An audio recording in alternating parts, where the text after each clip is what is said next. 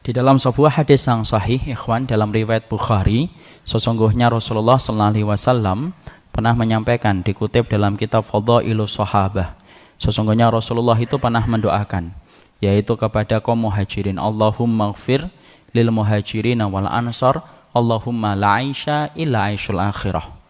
Rasulullah SAW pernah berdoa di dalam salah satu untaian doa yang indah, karena Rasulullah itu kalau berdoa sifatnya jawami'ul kalim, singkat, padat, ringkes, sesuai dengan apa yang beliau butuhkan dalam urusan akhiratnya. Rasulullah SAW berdoa, tidak ada kehidupan kecuali kehidupan akhirat. Dan sesungguhnya ya Allah, maafkanlah muhajirin, maafkanlah kaum ansar. Disitulah kita mengetahui kaum muhajirin dan ansar menempati posisi yang paling istimewa di hati Nabi, sampai Nabi menyelipkan mereka di dalam doa supaya mereka diampuni. Dan inilah yang menjadikan kita wajib mencintai para sahabat sebagaimana Rasulullah mencintai sahabat. Karena cinta kita apabila benar, dikatakan oleh Imam Ibnu Qayyim, cintamu kalau jujur, cintamu kalau murni, sebagaimana bensin murni dan sebagaimana emas yang murni 24 karat, maka sesungguhnya kamu harus mencintai orang yang dicintai oleh Nabi. Dan siapa orang yang dicintai Nabi? Istri-istrinya, keluarga-keluarganya, muhajirin dan ansar, termasuk orang yang dicintai oleh Rasulullah SAW. Makanya kalau ada orang yang mengaku ahlul baitnya Nabi, saya ingatkan, orang yang mengaku sebagai ahlul baitnya Nabi, walaupun itu hanya menutupi sebuah kebrobrokan manhajnya, yaitu adalah Syiah, kalau kemudian mengaku cinta Nabi tetapi tidak pernah mencintai para sahabat, maaf, cintamu tidak murni sebagaimana murninya bensin. Tapi sesungguhnya cintamu itu tidak 24 karat, tapi cinta yang rusak ketika kamu tidak mampu mencintai orang yang dicintai Nabi, yaitu adalah muhajirin dan ansar. Nah, kita ingin jatuh cinta kepada muhajirin dan ansar. Bagaimana caranya jatuh cinta? Ya, kalau kita ingin jatuh cinta kepada muhajirin dan ansar, pelajari tentang karakter hidup mereka, sifat mereka, dan bagaimana keutamaan yang dimiliki oleh mereka. Karena sesungguhnya mencintai para sahabat itu susah. Kenapa saya katakan susah? Karena sesungguhnya harus butuh keimanan yang kuat untuk mencintai para sahabat. Karena kita diperintahkan mencintai orang yang belum pernah kita lihat secara langsung. Kalau antum mencintai istri antum, wajar. Istri antum wajah imutnya kelihatan. Kalau imut, ya. Kemudian, insya Allah imut semua di hadapan suaminya, tapi ya. Kemudian mencintai suami itu lebih mudah. Kenapa? Gagahnya kelihatan. Ya, jenggotnya nampak kelihatan. Mencintai mereka mudah. Kenapa? Dari mata turun ke hati. Mencintai mereka mudah karena kelihatan. Tapi mencintai Nabi dan mencintai sahabat itu pekerjaan yang berat. Karena kita tidak pernah melihat mereka di pelupuk mata kita, tapi kita diperintahkan untuk mencintai mereka benar-benar. Kalau mereka ingin untuk kita bertemu dengan mereka nanti di akhirat. Makanya bagaimana cara jatuh cinta? Kumpul aja tidak pernah. Kalau antum pernah kumpul sama teman antum dalam safar 3 hari, 4 hari, antum mesti jatuh cinta. Ternyata safarnya di dalam safar itu baik, sabar. Ketika saya ketinggalan, ketika badan saya terlalu berat, dia selalu nunggu dengan sabar. Ketika saya tidak punya makan, dia mau berbagi. Mencintai ikhwan yang kita, membantu kita, gampang, mudah. Tapi mencintai orang yang belum pernah kelihatan itu sulit. Tetapi sulit itu bukan berarti mustahil. Kalau mustahil mencintai Nabi, pasti Allah tidak perintahkan kita untuk mencintai mereka. Tapi pada dasarnya mampu, dan cara yang kita ikhtiarkan untuk mencintai para sahabat, pelajari kehidupan mereka, kenali bagaimana aktivitas dan keutamaan mereka. Sesungguhnya mencintai mereka itu menghidupkan hati bagi orang yang betul-betul beriman dan ingin solih dalam hidupnya. Itulah bedanya antara orang yang bertakwa dengan orang yang bermaksiat. Orang itu kalau bertakwa, hidupnya mampu membawa kebaikan bagi orang di sekitarnya dalam kebaikan. Dan ketika mereka mati, kisah hidup mereka itu menghidupkan hati ketika kita mempelajarinya. Makanya para sahabat, kisah hidup mereka itu menghidupkan hati. Makanya Abdullah bin Mubarak selalu mempelajari kisahnya para sahabat. Karena apa? Menghidupkan hatinya dan menghidupkan kita pula kalau kita jujur membaca kisahnya para sahabat. Itulah orang yang bertakwa. Hidupnya baik, mengalirkan kebaikan layaknya sungai, matinya pun masih mengalirkan kebaikan, menghidupkan hati kita yang gersang. Bedanya orang yang maksiat. Orang yang maksiat itu hidupnya saja mematikan hati. Kalau kita hidup bersamanya, coba kita deket-deket sama orang yang dosa terus. Lama-lama hati kita mati. Yang asalnya semangat ibadah menjadi luntur. Yang asalnya kita top di dalam kita melakukan ketaatan menjadi futur. Kenapa? Dekat-dekat sama orang yang bermaksiat itu melemahkan kondisi hati kita dalam ibadah. Matinya tidak ada manfaat karena tidak bisa memberikan manfaat apapun. Oleh karenanya, belajarlah dan bersamalah dengan orang yang meninggal yang telah disucikan kedudukan mereka oleh Allah. Bersama mereka mencerahkan hati, membangkitkan iman, dan semoga ini cinta kita kepada mereka walaupun kita tidak pernah bertemu dengan mereka, tapi cinta ini akan mempertemukan kita dengan mereka insyaallah. Ya.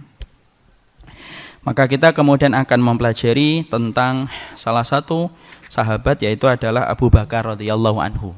Kalau kemudian tidak salah, mari kita buka bukunya. Kita buka pada halaman yang ke-85. Kita kemudian telah mempelajari bahwasannya nasab yang dimiliki oleh Abu Bakar radhiyallahu anhu adalah nasab yang mulia. Karena sesungguhnya nasabnya bertemu dengan keturunan Rasulullah sallallahu alaihi wasallam, yaitu bertemu pada seorang laki-laki yang bernama Murrah. Ya, bernama Murrah.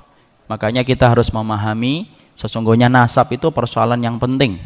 Sesungguhnya nasab itu persoalan yang besar. Makanya dalam Islam jangan lupakan nasab. Karena sesungguhnya tidak ada orang yang melupakan nasab kecuali dia tidak mengerti bagaimana keagungan nasab dijaga di dalam sunnah. Maka kemudian namanya adalah Abdullah bin Utsman bin Murrah bin Ka'ab bin Lu'ay al-Quraisy at-Tamimi. Sesungguhnya nama yang dimiliki oleh Abu Bakar, nama aslinya adalah Abdullah bin Utsman bin Murrah bin Ka'ab. Namanya adalah Abdullah. Ini pula yang menjelaskan, kalau antum masih ingat dalam memori kita kajian sebelumnya, ternyata kultur masyarakat Quraisy itu mengenal Allah walaupun mereka berbuat syirik, tapi mereka kenal Allah. Jadi ini pula menjadi jawaban bagi orang yang sering berkata, kok kami dikatakan perbuatan ini syirik padahal kami kenal Allah. Kenal Allah itu tidak cukup menjadikan kita terjamin dari kesyirikan. Karena apa? Masyarakat Quraisy ketika mereka belum mengenal dakwahnya Nabi, ketika mereka masih tenggelam dengan peribadatan kepada Latta, Uzza, Manat, Zalisah, itu ternyata mereka tetap mengenal Allah. Mereka juga memberikan nama kepada anak-anak mereka dengan kata Abdullah. Dan salah satu di antara anak yang diberikan nama Abdullah itu siapa? Yaitu adalah Abu Bakar. Bapaknya siapa? Abu Quhafah. Utsman itu lakabnya adalah Abu Quhafah. Musyrik. Padahal dia masuk Islamnya kapan? Masuk Islamnya terakhir ketika pada waktu Fathu Mekah. Berarti Abu Quhafah itu sebelumnya musyrik atau tidak musyrik? Musyrik. Tapi memberikan nama anaknya Abdullah. Jadi bukan berarti kalau ada fulan dan fulanah ketika dia kenal dengan Allah, bukan berarti kenalnya kamu dengan Allah itu menjamin kamu dari kesyirikan selama kamu tidak meninggalkan kesyirikan. Walaupun nama kita adalah Abdullah, tetapi kalau melakukan kesyirikan, ya tetap kita menjadi musyrik. Karena sesungguhnya itulah yang kita ambil dari pelajaran nama ketika kita mengetahui namanya Abu Bakar adalah Abdullah bin Utsman bin Murrah bin Ka'ab bin Lu'ay al-Quraisy at-Tamimi. Maka kemudian beliau kemudian mempunyai nasab yang mulia. Dan beliau menjadi manusia yang afdal di antara para sahabat. Kemarin kita juga mempelajari di antara keutamaan yang dimiliki oleh Abu Bakar. Abu Bakar tidak pernah beliau menyembah kepada patung dan tidak pernah memegang khamr. Jadi bukan hanya Ali bin Abi Thalib yang tidak pernah menempelkan keningnya bersujud kepada patung.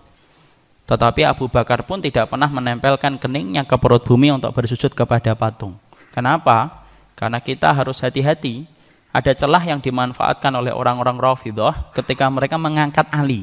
Sembari mereka mengatakan bahwasanya Ali mempunyai laqab karramallahu wajhah. Kalau kita tanya kenapa ini kok dikasih nama karramallahu wajhah? Padahal kalau kita perhatikan dalam riwayat-riwayat yang kita baca dari ulama ahlu sunnah, tidak ada penyebutan kata karramallahu wajhah. Ternyata kita mendapati alasan mereka karena Ali bin Abi Thalib yang kita mencintainya sebagaimana perintah sunnah, tidak berlebihan, tetapi mencintainya karena beliau penduduk syurga dan merupakan orang yang dicintai oleh Nabi, dikatakan oleh orang-orang Rafidhah. Karena sesungguhnya Ali adalah sahabat satu-satunya yang tidak pernah menyembah kepada patung. Pastikan jawaban itu salah. Kenapa? Karena sesungguhnya Abu Bakar pun tidak pernah menyembah kepada patung, bahkan sampai meminum khamr pun tidak pernah. Terjaga beliau dalam keadaan jahiliyah, makanya terjaga pula keadaannya ketika masuk Islam. Disitulah kita mengetahui bagaimana kedudukan dari Abu Bakar radhiyallahu anhu yang sudah kemudian kita pelajari secara bersama. Maka kita kemudian akan mempelajari tentang kunyahnya. Sebelumnya kita buka pada halaman 87. Pada halaman 87, maka sesungguhnya di antara nama yang dimiliki oleh kemudian Abu Bakar. Nah, sebelumnya kalau sudah membahas nama, kita harus paham, Pak. Ada sunnah-sunnah yang banyak terlupakan. Karena ternyata sunnah itu banyak yang terlupakan. Makanya ada sebuah buku yang kalau Bapak bisa membeli, itu bukunya bagus. Minas sunan allati qalla al-amalu biha an-nas. Sunnah-sunnah yang terlupakan dan jarang diamalkan oleh manusia. Di antara nama yang kemudian menjadi sunnah yang terlupakan adalah tentang masalah kunyah. Ada kunyah, ada laqab. Apa bedanya kunyah dengan laqab? Ada yang tahu? Hening banget, insyaallah. Atau kita tunggu isya? Apa bedanya kunyah dengan laqab? Tidak ada yang tahu. Insyaallah ya. Hah? Bedakan antara kunyah dengan laqab. Nah, kita pelajari sebentar. Karena apa sih? Karena nama-nama nanti akan kita bedakan. Ada kunyah, ada laqab, kunyah, ada laqab. Kita jelaskan dulu.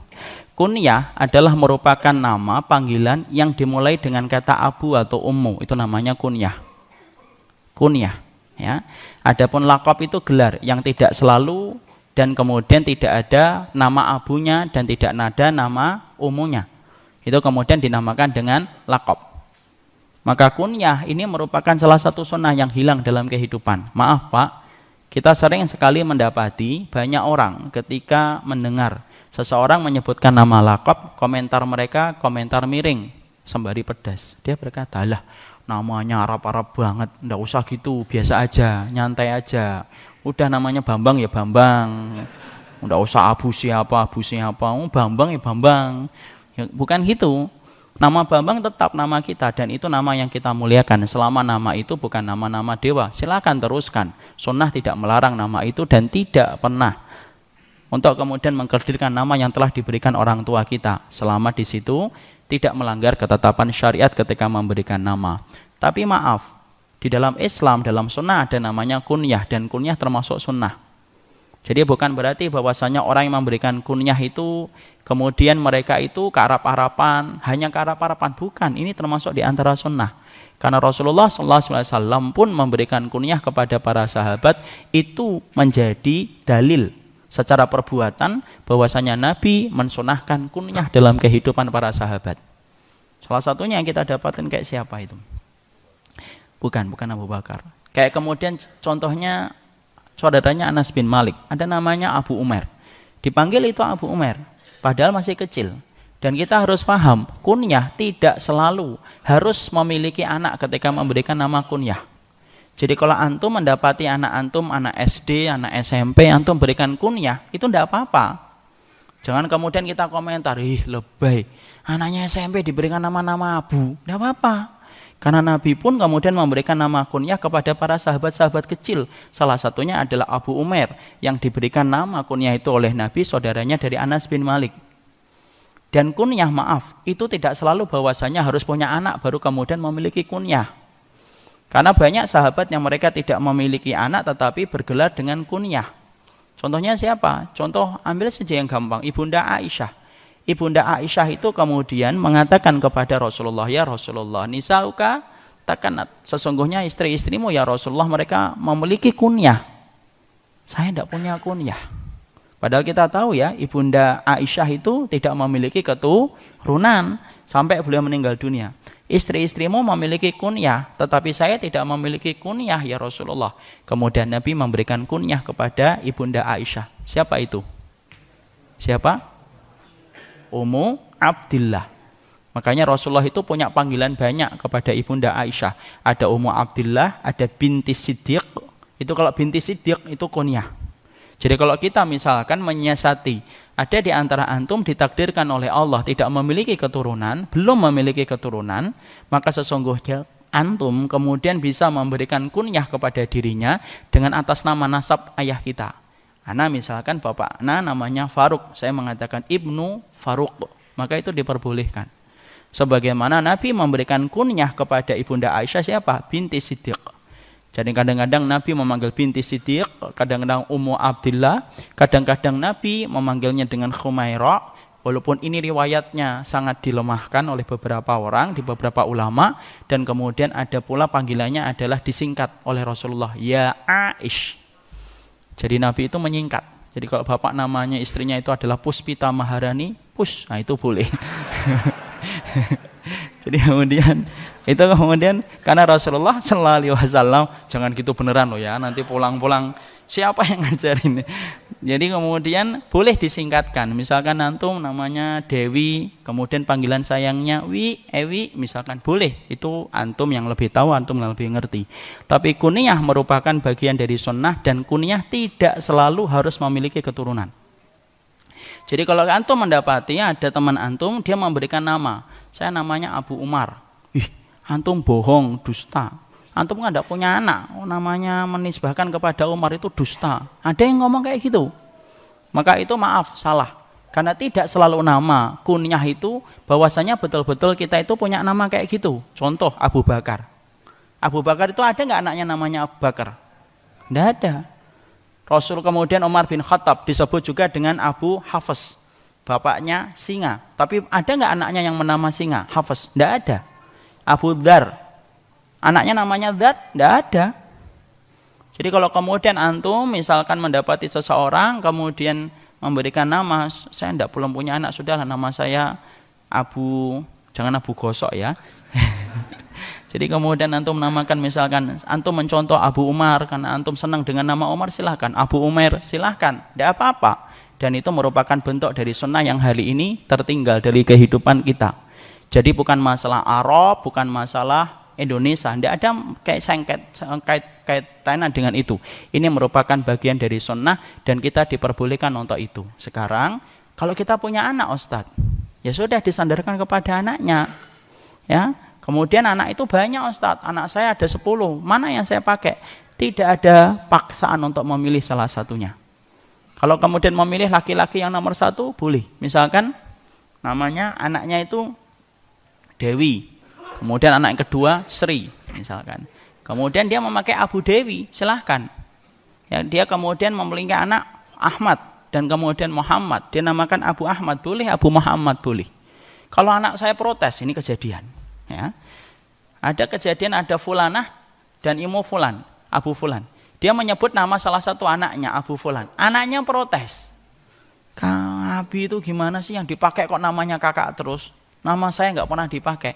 Boleh antum rubah, enggak apa-apa. Ya sudah, kamu maunya dipakai, ya sudah pakai nama kamu di Abu ini. Boleh, enggak apa-apa. Dan itu kemudian merupakan bagian dari hal yang diperbolehkan di dalam syariat. Apa bedanya dengan lakob? Lakob dia tidak didahului dengan kata Abu dan Ummu. Ya, tidak didahului dengan kata Abu dan Ummu. Jadi kemudian contohnya apa? Ya contohnya Al-Atiq. Boleh. Yaitu Al-Atiq ini banyak nanti kita bahas. Kemudian menamakan dengan misalkan As-Sorim, wajahnya menyeramkan, As-Sorim, boleh. Dan tidak perlu didahului dengan kata Abu. Itu namanya laqab. Ya, misalkan Khalid bin Walid Saifullah, itu kemudian laqab. Dia bukan kunyah. Tapi kalau kunyah pakai Abu dan pakai Ummu. Ya. Jadi antum kabar gembira. Jadi kalau misalkan ada orang yang belum dikaruniai dengan anak, jangan sedih. Antum masih bisa mendapatkan kedudukan yang sama untuk mendapatkan kunyah. Dan maaf kalau ada yang mengkritik bahwasanya nama antum ternyata tidak punya anak tapi memberikan kunyah, katakan kunyah tidak syaratnya harus punya anak baru memberikan kunyah. Ada lagi sahabat yang diberikan kunyah, namanya Alqamah, diberikan kunyah oleh Abdullah bin Mas'ud dengan Abu Shibl. Itu kemudian yang memberikan Abdullah bin Mas'ud radhiyallahu anhu. Dan kita harus paham ya.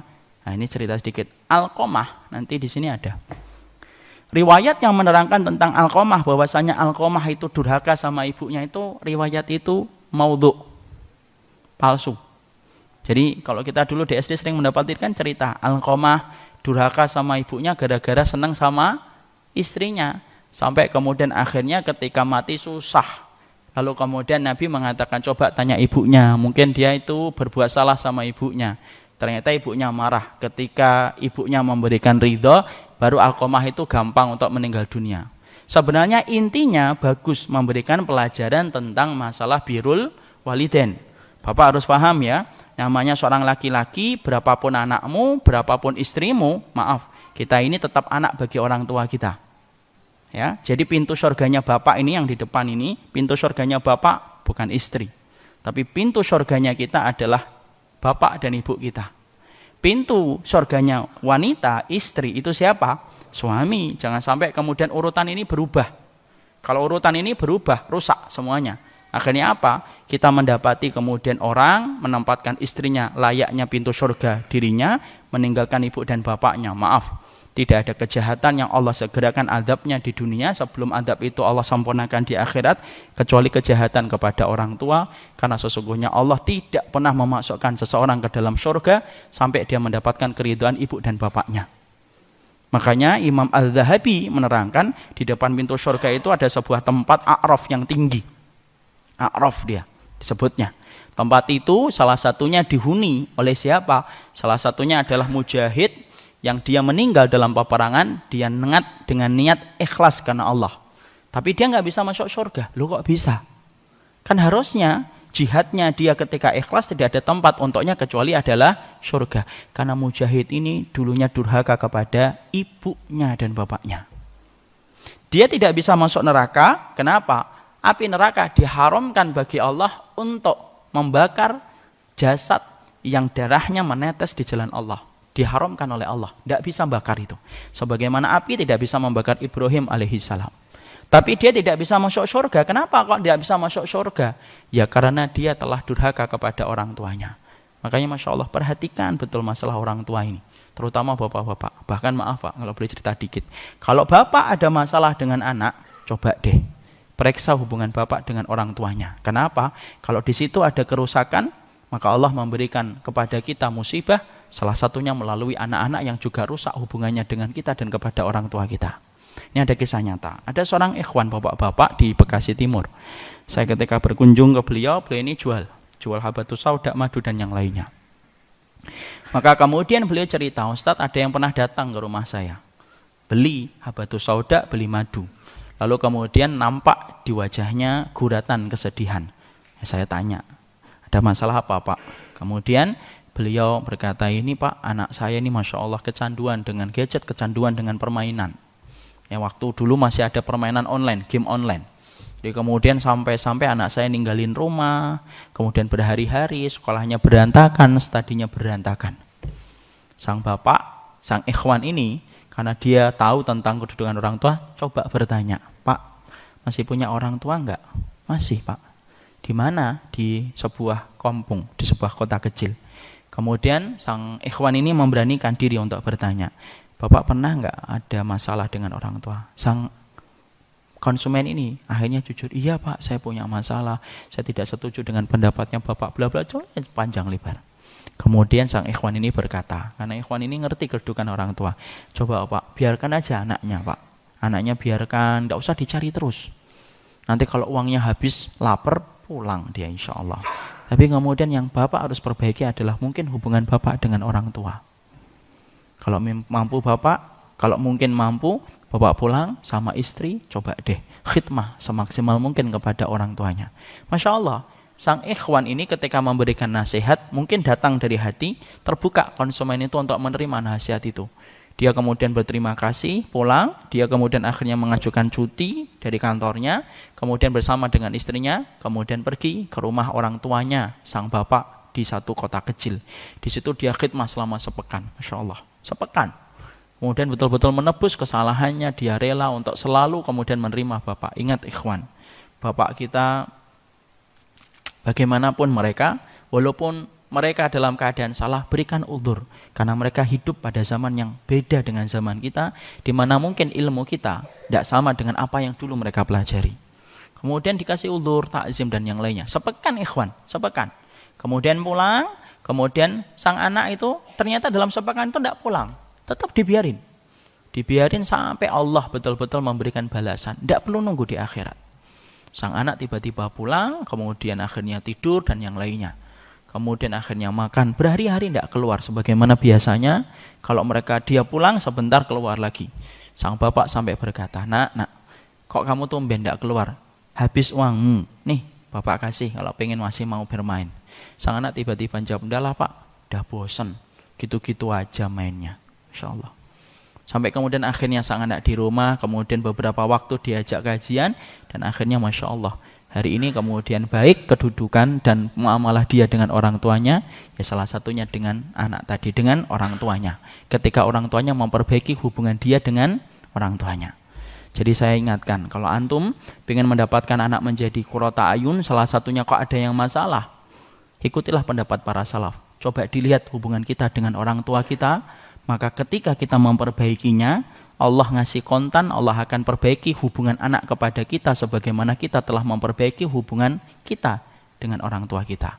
Persis dengan apa yang disampaikan oleh Wahab bin Munabbih, man waqqara walidayhi razaqahullahu waladan yuwaqqiruhu wa man lam yuwaqqir walidayhi razaqahullahu waladan lam yuwaqqirhu. Siapapun yang hormat sama orang tuanya, Allah kasih cash kontan anak yang hormat kepadanya persis sebagaimana dulu dia hormat kepada orang tuanya. Khair insyaallah. Jadi tentang nama. Jadi disinilah kita mendapati bahwasanya ada perbedaan antara kunyah dengan laqab. Dan laqab ini, kemudian laqab ini yang ngasihkan siapa? Ngasihkan orang lain. Boleh nggak memberikan laqab kepada nama sendiri? Boleh. Selama kemudian laqabnya itu bukan laqab yang sifatnya melampaui batas. Ya, laqabnya itu kemudian yang tidak melampaui batas. Tetapi laqabnya sesama selama sesuai dengan syariat maka diperbolehkan. Dan itulah yang kita pelajari. Ada kunyah, ada laqab. Makanya tolong hari ini kalau kemudian berkenalan, namanya kunyah dulu. Jadi kalau menyebutkan gimana sih? Kunyah dulu, baru nama asli kita. Misalkan saya memberikan kunyah kepada diri anak itu Abu Syauqi. Abu Syauqi Umar Mita. Nah itu yang benar. Atau terkadang saya menyebutnya Ibnu Faruk Umar Mita. Bapak misalkan Abu Aisyah, ya. Jadi kemudian kita menyebutkan nama kunyahnya, baru kita sebutkan nama aslinya kita. Dan sampai ini sunnah, dan ini termasuk syiar. Bukan gaya Arab, bukan ke Arab-Araban, bukan Arab. Bedakan Arab dengan sunnah. Arab, nah kalau makan biryani itu Arab, ya. Kemudian maharnya mahal itu Arab. Tapi kalau sunnah, di situ ada perintah, dikerjakan para sahabat, kemudian diaminkan oleh para sahabat, itu namanya adalah sunnah yang harus kita ikuti. Maka sesungguhnya di antara nama yang dimiliki oleh kemudian oleh Abu Bakar radhiyallahu anhu, nama beliau adalah Abdullah bin Utsman. Adapun kemudian nama kunyahnya adalah Abu Bakar As-Siddiq. Abu Bakar ya karena dia memberikan nama itu, Rasulullah yang memberikan lakab itu. Adapun As-Siddiq kita tahu. As-Siddiq, kenapa beliau diberikan nama As-Siddiq? Ini ceritanya, riwayatnya antum ketahui.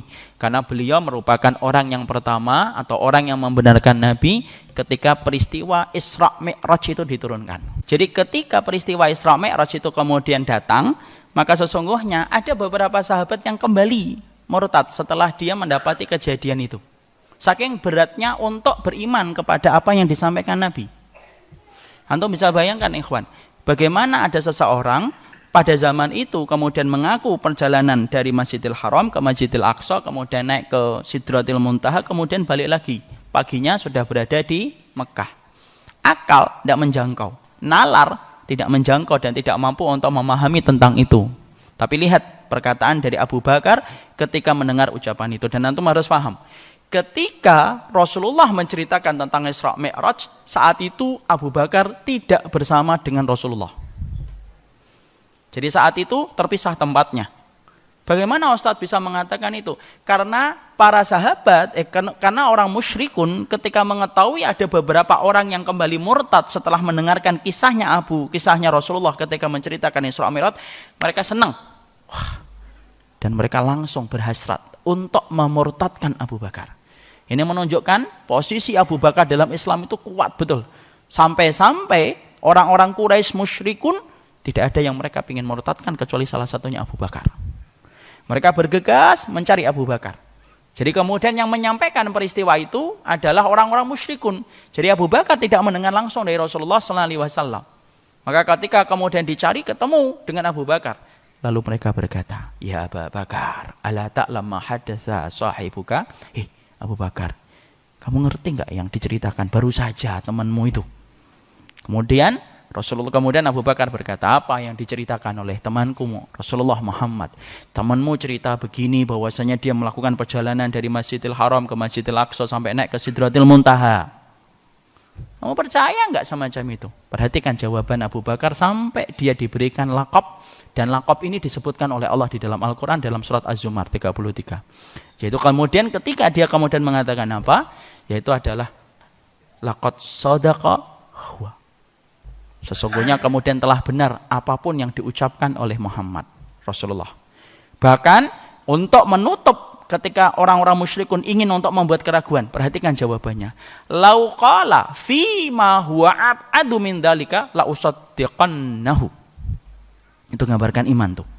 Maka kemudian sampai kemudian beliau berkata, sesungguhnya kalaupun Muhammad mengucapkan satu berita yang lebih jauh dan lebih tidak masuk akal dari apa yang kamu sampaikan hari ini kepada saya, pastikan kalau yang mengatakan itu adalah Muhammad Rasulullah, sayalah yang akan membenarkan ia pertama kali. Makanya Allah memuji Abu Bakar dan mengatakan walladzi jaa'a bisidqi wa saddaqa bihi ulaika humul muttaqun. Allah menyebutkan kata as-sidq, yang pertama itu siapa? Rasulullah Muhammad. Karena Nabi itu punya gelar shadiqul masduq, ucapannya benar dan dibenarkan oleh Allah. Subhanallah. Yang membenarkan ucapan Nabi itu siapa? Allah. Makanya gelarnya Nabi shadiqul masduq.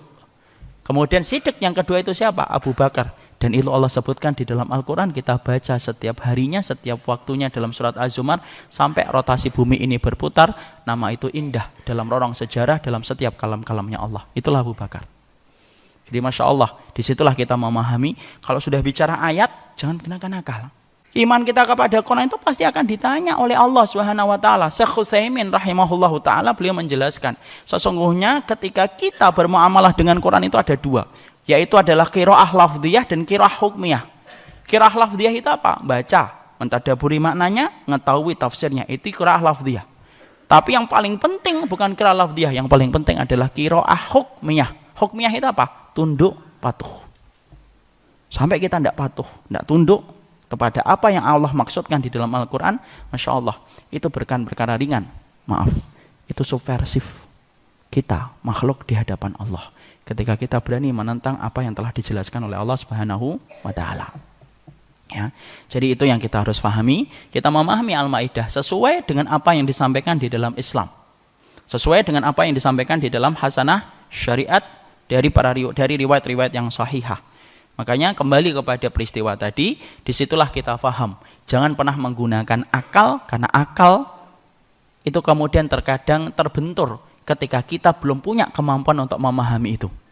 Karena akal itu berkembang, ikhwan. Dia berkembang mengikuti zaman dia. Makanya pada zaman dulu belum ada handphone, tapi setelah kemudian perkembangan zaman, baru akal itu menyingkap tentang hakikat bisa nentok nelpon dari jarak jauh. Akal berkembang, dia menyusuri sesuai dengan zaman. Tapi syariat, dia bersifat mutlak dan dia universal dalam setiap zaman dan setiap waktu. Makanya sampai Ali bin Abi Thalib itu berkata, "Lau kana hadaddin birra'yi lakana al-mashu bil asfal ahaq min a'lahu." Sesungguhnya kalau agama ini itu kemudian terbentuk karena proses akal dan realita pikir, maka maaf, kalau kamu ngusap sepatu ketika kamu akan sholat, sesungguhnya kamu usap yang bagian bawah itu lebih berat daripada kamu ngusap bagian atas.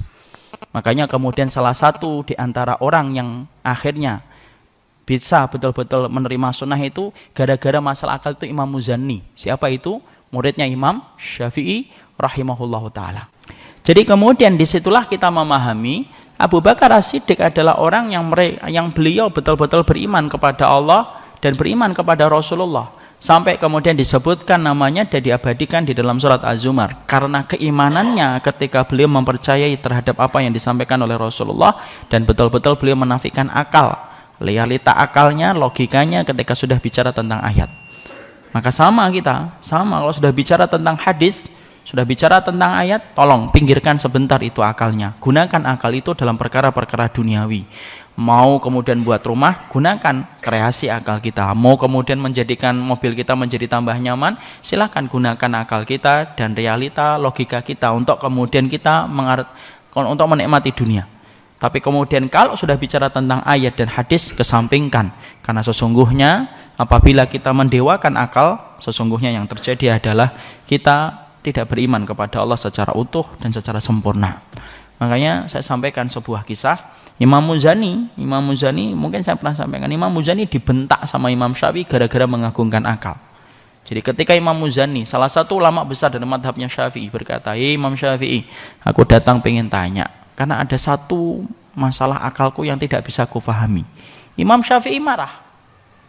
Imam Syafi'i dibentak itu Imam Muzani dengan bentakan yang sangat keras. Padahal Imam Syafi'i itu lembut banget. Imam Syafi'i, Pak, kalau habis kemudian niqash, ngobrol panjang dengan muridnya yang tidak setuju dengan pendapatnya, malamnya datang diam-diam mengetuk pintu temannya dan pintu muridnya yang berdebat dengan dia di waktu siang. Itu Imam Syafi'i. Akhlaknya luar biasa. Tapi ternyata Imam Syafi'i ketika mendapatkan Muzani kayak gitu, Masya Allah, dibentak Imam Muzani, lalu kemudian dikatakan, sini kamu agungkan akalmu, kamu pakai akalmu untuk semua masalah agama. Imam Muzani diam. Sudah itu, hitung itu bintang di langit berapa, tidak bisa menghitung.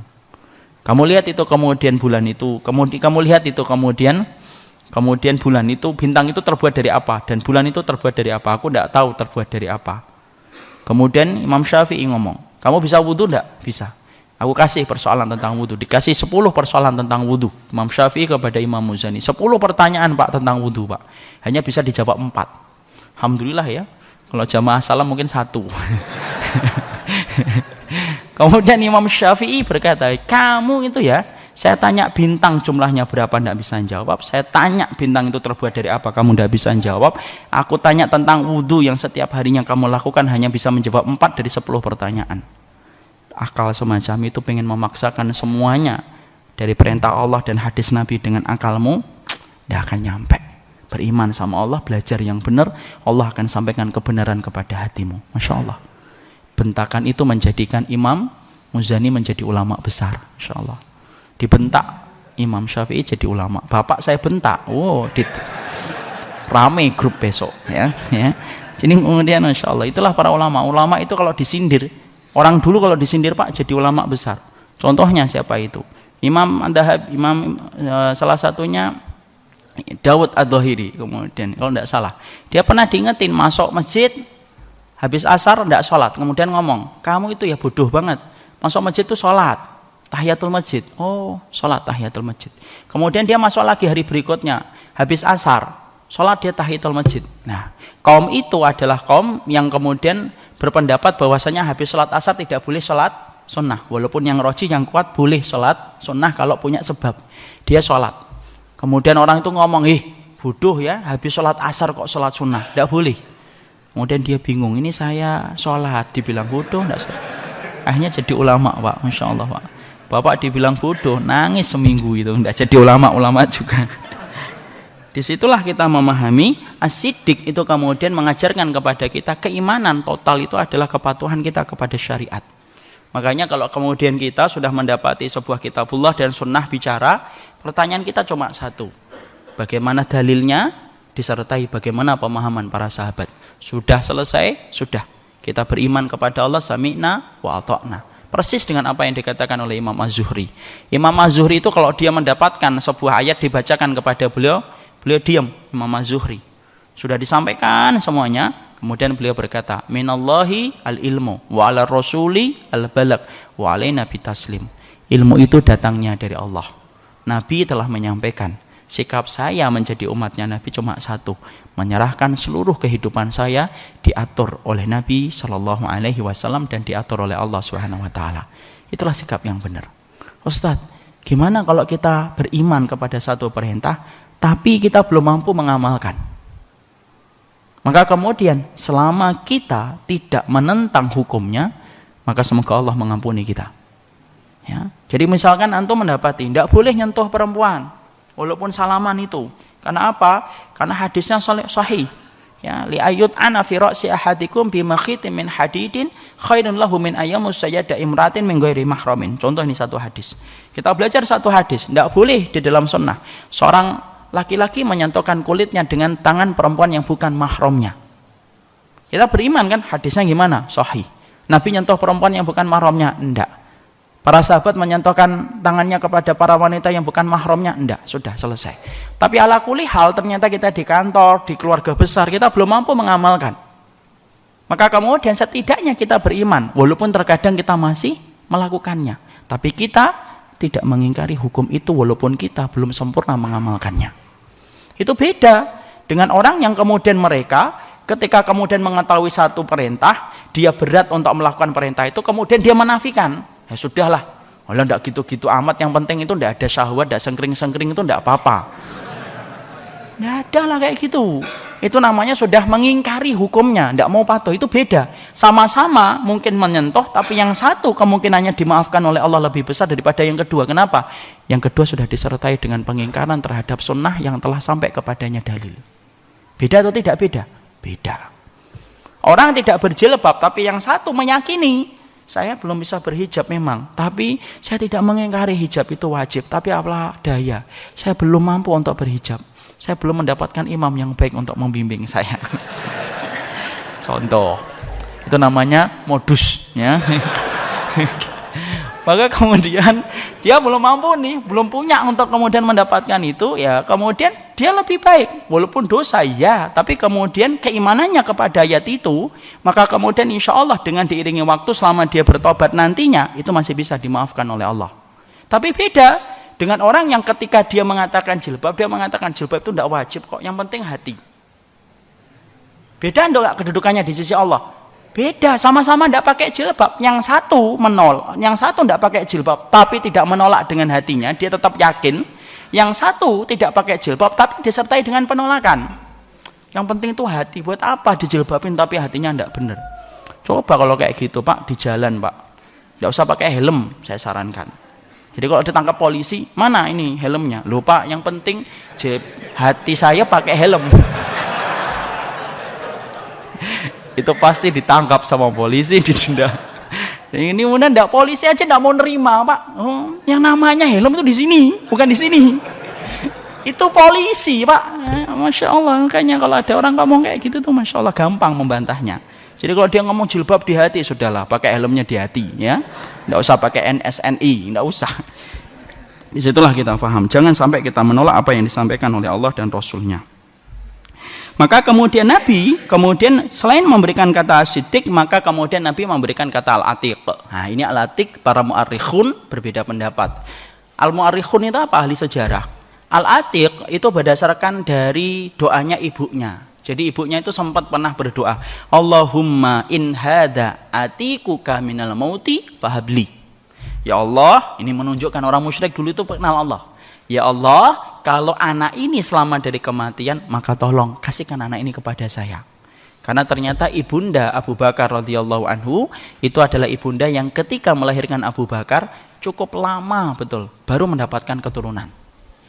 Ada yang mengatakan al-atiq itu kemudian cerah wajahnya. Karena kemudian apa? Abu Bakar itu orangnya putih Pak, tampan, menyenangkan untuk dilihat. Itu Abu Bakar. Ya, 2 tahun setelah tahun gajah beliau dilahirkan. Kemudian riwayat yang kuat adalah sesungguhnya beliau diberikan laqab, bukan kunyah, karena tidak ada nama Abu. Diberikan laqab oleh Nabi dengan kata al-atiq karena sesungguhnya beliau adalah orang yang telah dibebaskan dari api neraka. Makanya kemudian atiqullah, orang yang telah dibebaskan, atiqu minan nar, telah dibebaskan dari api neraka. Masya Allah. Ini menunjukkan keutamaan Abu Bakar. Ya boleh nggak Ustaz sih kita menaksikan orang itu surga? Boleh kalau kita punya dalil. Makanya tidak boleh bagi kita kemudian memastikan seseorang itu masuk surga kalau kita tidak punya keterangan. Makanya dalam Islam kenapa kita tidak boleh memastikan ini matinya syahid? Tidak boleh. Siapa yang tahu dia betul-betul syahid? Yang benar apa? Allahumma taqabbal syahadatahu. Semoga Allah terima syahidnya. Sama, ini mungkin agak sensitif tapi saya sampaikan. Sama dengan mengatakan almarhum itu sebenarnya lebih tepatnya adalah Allahu yarham. Semoga Allah merahmati. Kenapa? Kalau almarhum berarti kita telah memastikan orang ini dirahmati oleh Allah. Dan kita bisa memastikan itu? Enggak lah. Siapa yang memastikan orang yang meninggal itu pasti dirahmati oleh Allah? Kan enggak ada yang bisa memastikan. Yang benar adalah Allahu yarham. Sama nih saya mengatakan sama Bapak, itu jamaah yang dirahmati oleh Allah. Ya enggak boleh. Mau kita enggak tahu kok Bapak dirahmati atau tidak. Yang benar apa? Yang semoga dirahmati oleh Allah. Itu namanya min babit taroji, dari bab optimis dan pengharapan. Jadi namanya kemudian secara lakab digelarkan as-siddiq, kemudian digelari dengan kata al-atiq. Kemudian sekarang setelah kita mendapati ini, apa keutamaan yang dimiliki oleh kemudian Abu Bakar? Kita buka pada halaman yang ke-92 ya. Keutamaan yang dimiliki oleh Abu Bakar itu banyak. Dan inilah yang akan kita bahas dalam pertemuan kita berikutnya insyaallah. Ya, yang lakopnya Bapak kan as-sabr kan? Ya sabar ya. Insyaallah semoga Allah memberikan kebaikan. Dan supaya hafalannya tidak cepat hilang, miliki bukunya insyaallah, karena buku ini insyaallah Pak banyak faedahnya, bisa memberikan kebaikan ilmu kepada kita. Ini yang dapat kita sampaikan. Kita buka dengan pertanyaan, tanya jawab. Semoga Allah merahmati, memberkahi, doakan orang yang menyampaikan supaya mempunyai keikhlasan, dan kita semuanya dikumpulkan dalam keadaan baik di dalam kehidupan dunia dan akhiratnya. Panjang Ustadz? Iya Pak, maaf kalau cerita sirah itu memang panjang. Memang harus kita ngulitin satu-satu, namanya kenapa, keutamanya apa, dan semuanya. Dan kita juga harus paham ya, kita tidak mengejar target, tapi kita ingin mengambil ibrah dari setiap kehidupan para sahabat. Allah alam bisawab. Semoga Bapak bisa ngambil banyak dalil tentang masalah Abu Bakar walaupun kita baru membahas nama. Ya, insya Allah banyak faedahnya. Dan kita akan bahas keutamaan Abu Bakar nanti dalam penjelasan kita berikutnya kalau ustadznya tidak ada uzur, insya Allah. Barakallahu fikum. Ini yang dapat kita sampaikan. Kita buka dengan tanya jawab. Pengen tahu siapa sih Mahmud Al-Misri? Mahmud Al-Misri itu adalah salah satu ulama besar yang kemudian sangat berpengalaman di dalam masalah tarikh. Jadi Bapak harus paham ya pengertian-pengertian dari pengertian istilah secara yang dikenal di dalam dunia thalabatul ilmi. Ada namanya fuqaha, itu namanya adalah orang yang paham tentang masalah fikih. Usuli namanya adalah orang ulama yang paham tentang masalah usul fikih. Muhaddis adalah ulama yang paham tentang masalah hadis. Dan kemudian ada ahlu tarikh atau yang disebut dengan mu'arrikh, ahli sejarah. Maka kemudian beliau ini adalah berkewarganegaraan Mesir. Makanya sesuai dengan nama yang dinasabkan kepada beliau, Al-Misri. Dan beliau salah satu ulama besar yang banyak diakui oleh ulama-ulama yang lainnya. Salah satu ulama yang banyak merekomendasikan beliau adalah Syekh Muhammad Hasan. Syekh Muhammad Hasan Pak, ini kitabnya banyak. Salah satunya Detik-Detik Pengadilan Allah, itu salah satu di antara karangannya Syekh Muhammad Hasan. Banyak beliau di YouTube, bisa kita kaji, kita bisa dengarkan beliau. Kalau Mahmud Al-Misri ini bukan tipe orang yang menyampaikan, beliau tipenya tipe penulis. Jadi tidak banyak menyampaikan tentang masalah muhadharah. Jadi kita harus paham, tidak semua ulama punya kemampuan untuk menyampaikan. Mereka ada yang pintar secara tulisan, tapi menyampaikannya itu adalah tergagap-gagap atau susah. Atau terkadang saking pinternya, kadang-kadang omongannya jamaahnya tidak ada yang paham, ini maksudnya kemana gitu. Karena saking pinternya, karena susahnya menyampaikan itu. Jadi kemudian beliau tidak banyak untuk mengisi kajian, beliau banyak nulis. Tapi beliau ulama besar yang kemudian cukup muktabar nama beliau di negeri Mesir itu sendiri. Tentang masalah omongan, saya jadi teringat kepada sebuah kisah. Yaitu kemudian kisah tentang yang bernama Imamul Haramain Al-Juwaini. Imamul Haramain itu Pak, itu salah satu ulama besar, tapi beliau itu kalau bicara sulit. Ya, salah satu kalau bicara susah. Dia itu salah satu ulama di madhabnya Imam Syafi'i, Imamul Haramain Al-Juwaini. Maka kemudian Imamul Haramain Al-Juwaini itu ketika bicara susah, dan beliau selalu mengatakan apa? Bi'satir radha'ah. Ini gara-gara air susuan. Kok kita? Kok gitu? Iya. Jadi kemudian akhirnya beliau cerita, dulu di waktu kecil beliau itu dijaga oleh bapaknya supaya tidak disusui oleh siapapun. Ini hati-hati Pak, bagi yang masih punya anak kecil, hati-hati jaga susuan anak kita. Jangan mudah disusui siapapun, karena air susuan itu berpengaruh kepada anak sampai dia besar. Kemudian Imamul Haramain yang kecil ini dijaga oleh bapaknya. Satu waktu ibunya mendapati dia tidur, kemudian ibunya pergi. Ketika ibunya pergi tanpa diketahui oleh ibunya dan tanpa disadari oleh ibunya, kemudian Imamul Haramain ini nangis, kecil ini. Kemudian masuklah itu kemudian budak dari tetangga sebelah. Kemudian ngelihat digendong masih nangis, kemudian disusui sampai kenyang Imamul Haramain itu. Masya Allah. Bapaknya Imamul Haramain masuk, kaget mendapati anaknya yang dia jaga betul disusui dengan seseorang yang kemudian menjadi budak tetangga sebelahnya. Marah, tapi marahnya benar, marahnya hak dia. Marah, diambil itu anaknya dan kemudian dikatakan, kenapa kamu susui anak saya? Kamu itu budak dari tetangga sebelah. Bukan budaknya, tapi apa? Karena dia itu milik tetangga sebelah. Berarti apa yang ada di dalam tubuhnya itu betul-betul milik orang yang menjadi majikannya. Berarti kemudian ketika menyusui belum minta izin, berarti air susunya air susu syubhat. Air susu syubhat kan? Karena belum minta izin sama majikannya. Lalu kemudian akhirnya apa? Masya Allah. Dan dia tidak tahu bagaimana orang ini dalam keimanan, dalam kepintaran dan yang lainnya. Makanya Masya Allah, apa yang terjadi? Dan betul akhirnya ketika Imamul Haramain itu besar, dia punya masalah dalam bicara dan beliau selalu mengatakan, bi'satir radha'ah, ini gara-gara air susuan yang diambil dari sesuatu yang tidak jelas. Hati-hati air susunya istri berpengaruh. Di situ kita memahami apa? Masya Allah, kesolihan bapak dan kesolihan ibu berpengaruh sama anak. Jangan ngarepin bayangan itu akan lurus kalau kemudian bendanya bengkok. Benda itu saya, benda itu bapak, benda itu adalah ibu. Bayangannya itu adalah anak-anak kita. Jangan ngarepin bayangan itu lurus kalau bendanya itu bengkok. Kalau air susu tetangga sebelah aja berpengaruh sama anak, apalagi kita selaku orang tuanya. Makanya Masya Allah, sampai kemudian kita mendapati itu berpengaruh betul. Ya, Masya Allah. Jadi perhatikan. Makanya di orang Arab sendiri sebelum mengenal sunnah saja sudah memperhatikan air susu. Makanya air susunya dibawa siapa? Kepada wanita-wanita terpilih dari kampung-kampung dalam. Kayak Rasulullah disusukan kepada siapa? Halimah Sa'diyah. Kenapa dari dalam? Karena terjaga bahasanya, terjaga kemurnian, dan orangnya tidak sebagaimana orang-orang Mekah ketika saat itu rusak. Air susu itu berpengaruh, Pak. Makanya sering saya sampaikan, air yang membawa iman ketika membasahi rahim yang berisi dengan ketaatan, maka itulah yang akan membentuk janin dan bayi itu menjadi solih dan solihah. Tapi kalau airnya tidak membawa benih keimanan, rahimnya tidak taat sama Allah, susah membayangkan anaknya menjadi solih dan solihah. Makanya saya pernah kumpul dengan salah satu ustadz, yaitu Ustadz Salifuddin. Saya pernah tanya sama beliau, Ustadz ini kok beliau itu menyusun buku balita pun hafal Quran. Saya tanya, rata-rata apa yang menjadikan ibu-ibunya berhasil menjadikan anak-anak mereka itu hafal Quran dari usia belia? Maka sang ustadz mengatakan, benang merahnya satu, Ustadz. Semua ibunya itu senang dengan Quran. Sebelum mereka hamil, sebelum mereka mengandung, mereka sudah senang dengan Quran tiap hari bersama Al-Quran. Akhirnya kemudian ngalir kepada sang anak, dan adalah anak ketika lahir senang kepada Quran dan tidak pernah jauh dari Quran. Masya Allah. Jadi kemudian kesolihan kita berpengaruh. Iya, Pak. Maaf ya, tolong kalau ada dokter, benarkan saya kalau salah. Penyakit gula itu, Pak, bisa nurun sampai berapa generasi? 6 generasi. Gula. Itu berpotensi besar turun ke siapa? Anak, cucu, cicit, sampai 6 generasi kata dokter. Ya, kalau penyakit gula aja bisa berpotensi turun sampai 6 keturunan, apakah kesolihan itu tidak bisa turun kepada anak kita? Pasti lebih bisa. Makanya Masya Allah, solihkan diri kita supaya anak kita menjadi solih dan solihah.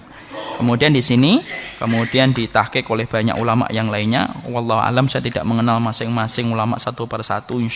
Saya kecuali Muhammad Hasan, kemudian Sayyid bin Husain Al-Afani saya tahu, beliau ulama besar, tapi 3 nama itu saya tidak tahu. Tapi insya Allah ini nama-nama yang mu'tabar, dikenal oleh para thalabatul ilmi insya Allah. Satu waktu mungkin saya bisa mencari biografinya, tapi alakullah untuk sementara saya jahil tentang masalah ini. Allah alam bisa. Apa yang harus dilakukan seorang anak broken home yang apabila menurut ibu maka ayahnya kecewa, dan juga sebaliknya, karena dari kecil diasuh oleh sang ibu dan dilarang ketemu ayah? Dahulukan ibu, dahulukan ibu dulu, dahulukan ibu dulu, dahulukan ibu dulu, dahulukan ibu dulu. Ya, jadi kalau antum dari keluarga broken home kemudian antum mendapati ibu dan bapak berbeda, kalau sama-sama tidak paham, belum paham, dahulukan ibu, dahulukan ibu, dahulukan ibu. Karena apa? Saya teringat kepada satu riwayat dari Abdullah bin Umar ketika kemudian pernah ditanya tentang seorang laki-laki yang gendong ibunya ketika tawaf. Lalu kemudian laki-laki itu bertanya sama Abdullah bin Umar, sudahkah saya membalas ibu saya ketika melahirkan saya? Abdullah bin Umar menjawab, 1 jeritan saja belum bisa menggantikan dari apa yang telah dilakukan oleh ibumu walaupun kamu menggendongnya ketika tawaf. Ibu, ibu, ibu. Kalau ibu saya tidak ngerti apa-apa, Ustaz, tidak apa-apa, pintu surganya itu. Makanya Ibnu Abbas ketika ibunya meninggal dunia itu meneteskan air mata dan berkata, pintu tengahnya surga sudah tertutup. Itulah dahsyatnya kehidupan seorang ibu. Dan Allah tidak menyebutkan mau beriman atau tidak beriman. Kita tetap diperintahkan berbuat baik. Satu persoalan yang Allah tidak pernah bedakan antara iman dan tidak iman, itu masalah berbakti sama orang tua. Allah tidak bedakan mau beriman atau tidak beriman. Allah tetap samakan berbakti sama ibu dan bapak. Itulah besarnya keutamaan ibu dan bapak kita. Makanya Masya Allah, laki-laki, berapapun istri antum, berapapun anak antum, antum tetap menjadi anak bagi orang tua antum. Dan itu tidak pernah berubah. Dan maaf ibu-ibu, berapapun sang suami mencintai ibu, maaf, ibu tidak pernah menjadi pintu surga bagi suaminya. Makanya tolong suaminya untuk mendapatkan surganya, raih tangannya untuk kemudian menggapai surga itu dengan berbakti kepada ibu dan bapaknya. Kalau kita ada masalah dengan anak-anak kita, coba deh ibu-ibu ngomong sama bapaknya, Pak, coba deh, kamu punya enggak kesalahan sama bapak dan ibu di kampung? Coba ditelepon, mungkin kamu sudah lama enggak nelpon, mungkin kamu ngobrol dengan dia. Kenapa? Satu senyuman yang lahir dari keridhaan kita ketika mencari keridhaan mereka, mungkin dengan itu Allah menolong kita ketika kita telah menghormati apa yang Allah perintahkan, berbakti sama orang tua kita. Barakallahu fikum. Yang lainnya kita jawab insya Allah dalam waktu dan kesempatan yang tidak terbatas. Ini yang dapat kita sampaikan. Saya titipkan sama Pak Ivan aja. Ini dapat kita sampaikan, sana dilanjutkan oleh Pak Ivan. Assalamualaikum warahmatullahi wabarakatuh.